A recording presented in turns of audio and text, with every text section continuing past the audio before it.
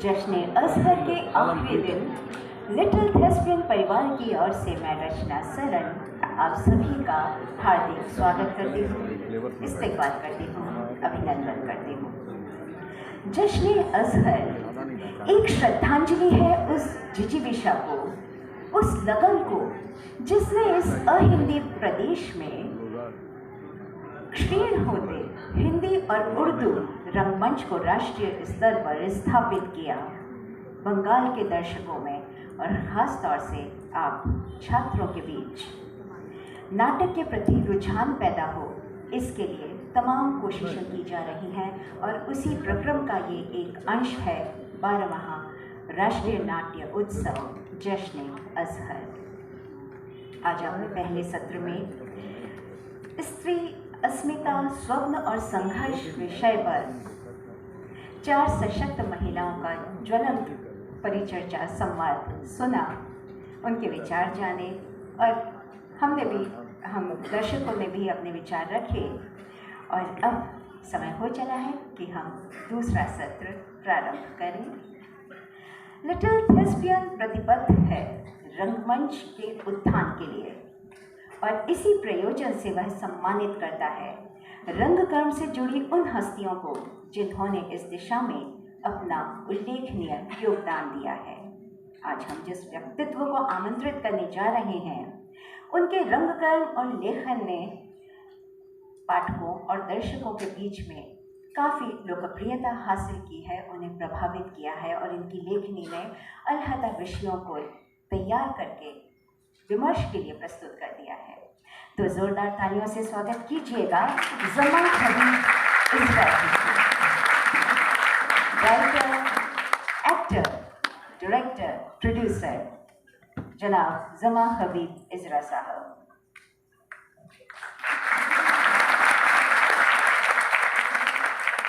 हम आपका एक संक्षिप्त परिचय देना चाहेंगे। ज़मा हबीब इज़रा साहब मधुबनी बिहार से हैं, लेकिन उन्होंने अपना बचपन कोलकाता पश्चिम बंगाल में ही बिताया है। अपनी प्रारंभिक शिक्षा पूरी करने के बाद आप अलीगढ़ मुस्लिम विश्वविद्यालय में अंग्रेज़ी साहित्य में BA ऑनर्स और MA करने गए और अपने कॉलेज के दिनों से ही रंगमंच से जुड़ गए। उन्होंने कई नाटकों का लेखन, अभिनय और निर्देशन किया। उनका पहला नाटक बंटवारा, जो सादत हसन मंटो की प्रसिद्ध लघु कहानी टोबा टेक सिंह पर आधारित था, इसका मंचन 1988 में कलकत्ता के कला मंदिर में किया गया। उनके द्वारा लिखे गए अन्य उल्लेखनीय नाटक हैं जनता एक्सप्रेस और चड्डी पहन के फूल खिला है। उन्होंने एंटोन चेखव और अन्य लेखकों के नाटकों का भी अनुवाद किया है।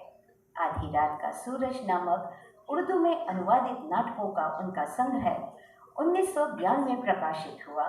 वह उर्दू साहित्य के प्रसिद्ध युवा कवि हैं और उनकी कविता प्रमुख उर्दू साहित्यिक पत्रिकाओं में प्रायः प्रकाशित होती रहती है। उन्होंने मामला गड़बड़ है, जिंदगी मिलेंगे बताएंगे, 1000 में मेरी बहना है, सजदा तेरे प्यार में, इशारों इशारों में, जिंदगी मेरे घर आना जैसे धारावाहिकों के लिए गीत और शीर्षक गीत भी लिखे हैं। 2016 में ज़मा हबीब साहब ने अपनी पत्नी और पार्टनर इरशद आरा जी के साथ किस्सा गो टेलीफिल्म्स LLP नाम से अपना प्रोडक्शन हाउस खोला और निमकी मुखिया, निमकी विधायक, इशारों इशारों में और जिंदगी मेरे और आज लिटिल थेस्पियन परिवार के साथ ये पूरा का पूरा सभागार उल्लासित है, प्रफुल्लित है आपको अपने बीच पाकर। ज़मा हबीब साहब, हम निवेदन करेंगे पूर्व रंग बंगला थिएटर के निर्देशक श्री मलय रॉय जी से कि वे कृपया मंच पर सम्मान करने के लिए पधारें और साथ में श्री कृष्ण कुमार श्रीवास्तव जी, जो लेखक हैं, आलोचक, साहित्यकार हैं और जिन्हें कल हमने सुना भी था। आप दोनों से निवेदन है कि लिटिल थेस्पियन परिवार और हम सब की तरफ से ज़मा हबीब साहब को सम्मानित करें।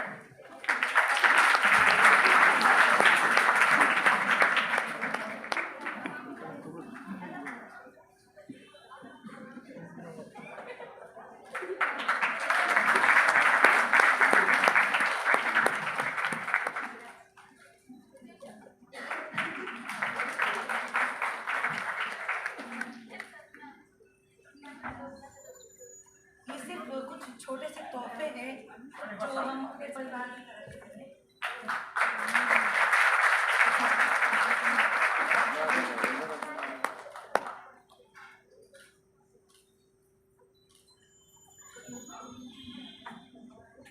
और ये इसमें नीचे हमारे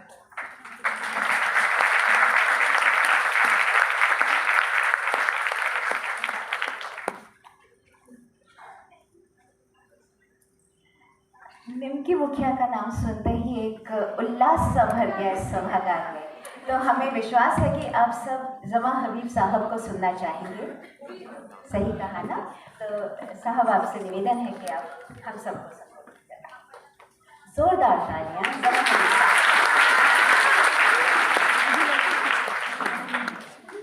थैंक यू।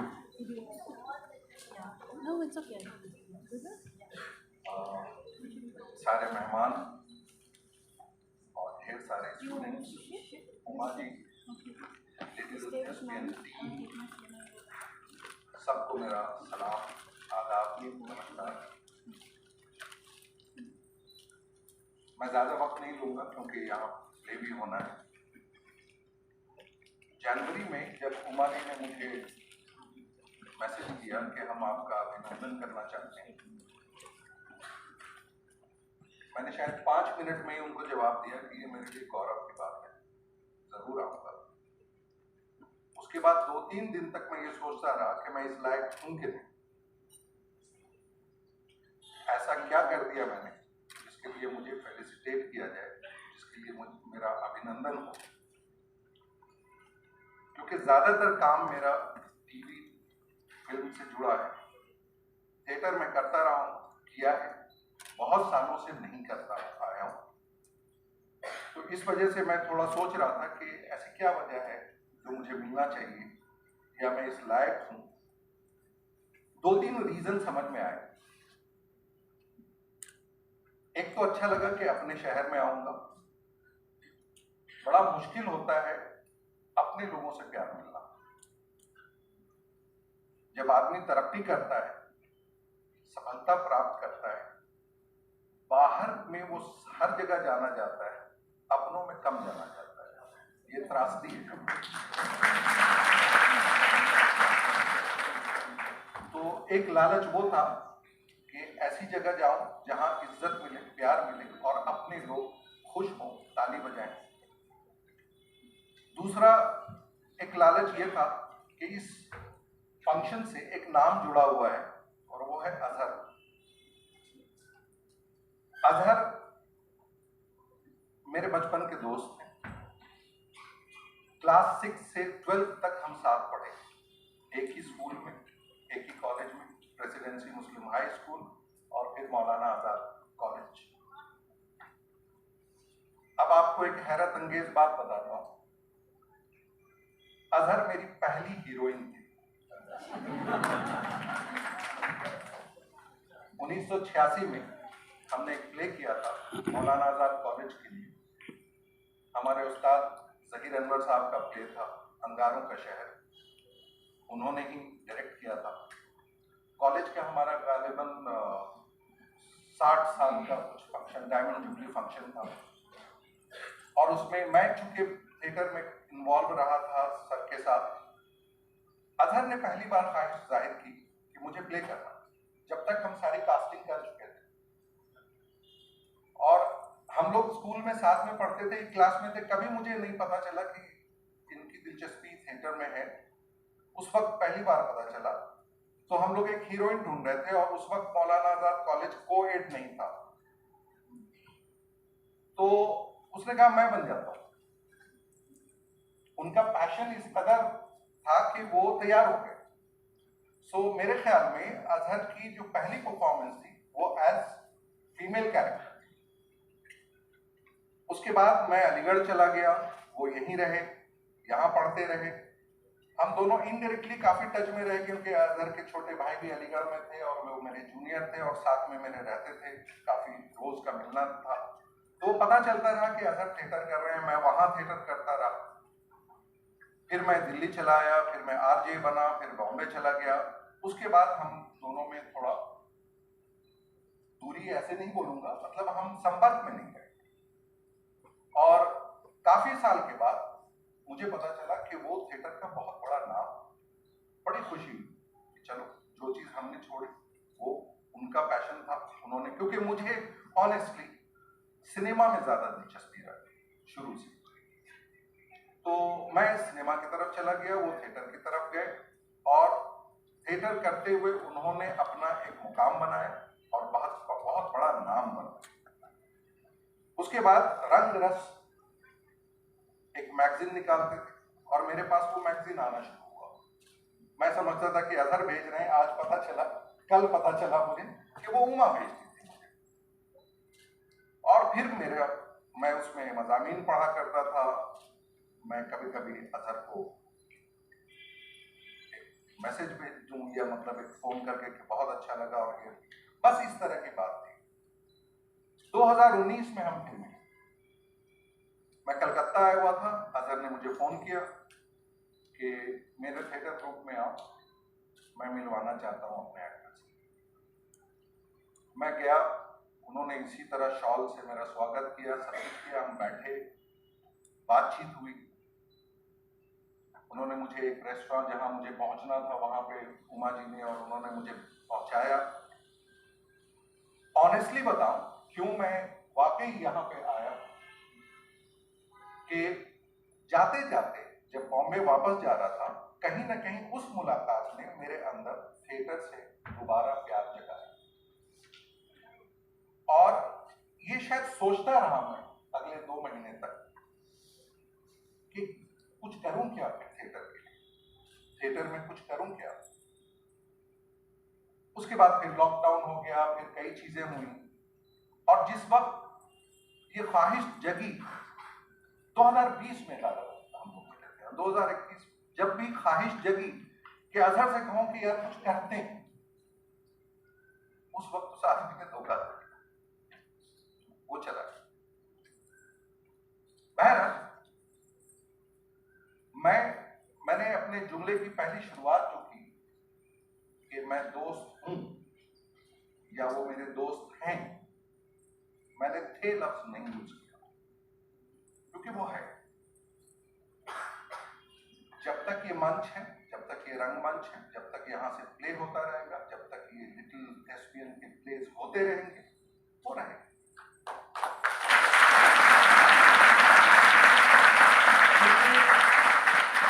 इंसान को उसका ख्वाब जिंदा रखता है, और जब तक उसका ख्वाब जिंदा है वो है। ख्वाब मर गया वो नहीं है। अभी किसी आलोक साहब ने पूछा कि मैं ये करूं या वो करूं, आप ऐसा कुछ मत कीजिए, जस्ट ख्वाब को देखिए और ख्वाब को फॉलो कीजिए।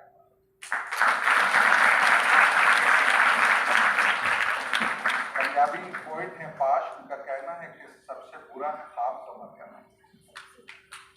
जिस दिन ख्वाब मर गए उस दिन आप मर गए, तो ख्वाब को जिंदा रखिए। एक और चीज का मैं शुक्रिया अदा करना चाहता हूं मानी। कल तक मैं थोड़ा था कि क्यों हूं, क्या है। आज जो दिन आपने मेरे लिए चुना वो बहुत इंपॉर्टेंट, क्योंकि आपने जो टॉपिक रखा विमेन एम्पावरमेंट पे, जो आपकी संवाद हुआ है, उसके बाद जो आप प्ले करने वाले हैं, मेरा उसमें बहुत इंटरेस्ट है। मैंने जितने भी शोज लिखे हैं, मैं पूरे दावे के साथ कह सकता हूं कि मैंने विमेन एम्पावरमेंट पे लिखा। मेरी हीरोइनें लैपटॉप नहीं होती हैं, मेरे यहाँ कोई कुकर की सीटी नहीं बजती है, इस तरह के बकवास मैंने नहीं लिखे हैं, नहीं किए। तो शुक्रिया इस दिन के लिए कि इस दिन जहां विमेन एम्पावरमेंट पे बात हो रही थी, उस दिन मुझे ये सम्मान मिला। Thank you so much. आप निमकी मुखिया देखें, 1 हज़ारों में मेरी बहना देखें, आप अनुपमा देखें,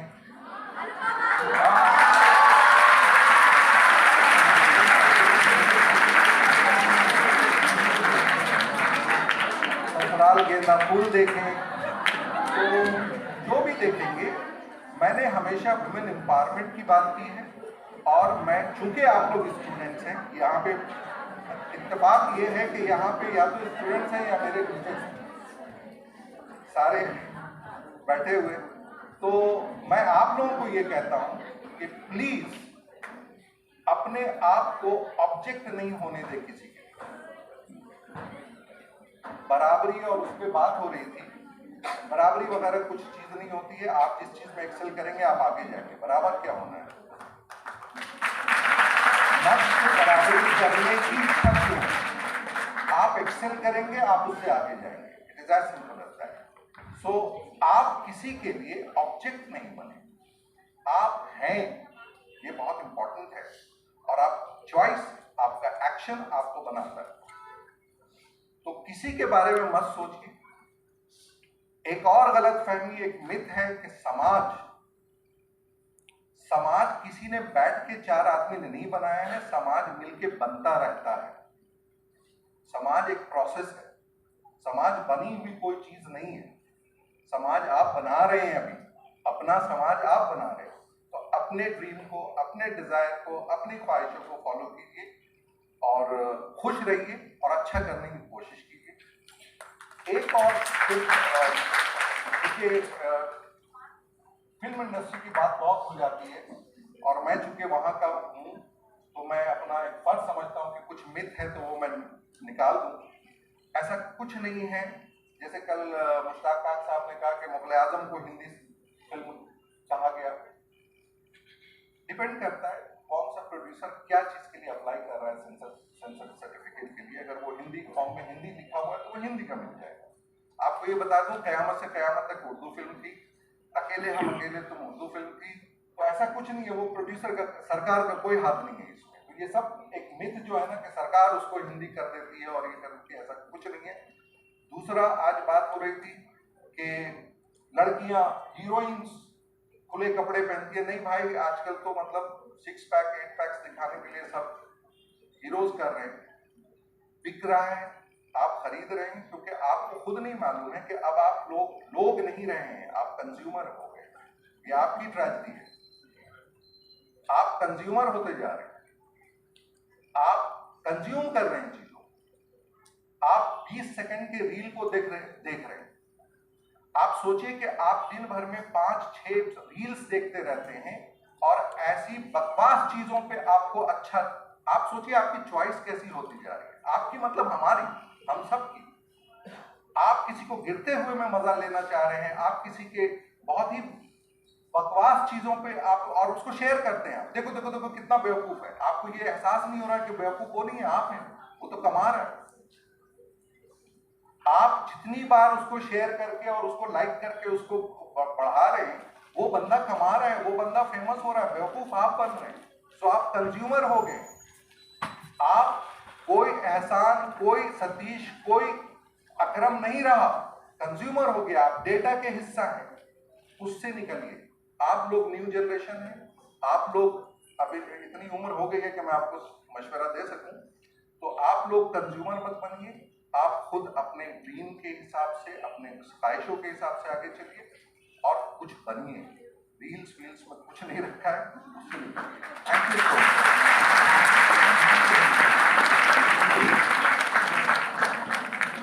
इस शानदार वक्तव्य के लिए आपका बहुत बहुत शुक्रिया जमा हबीब साहब। लिटिल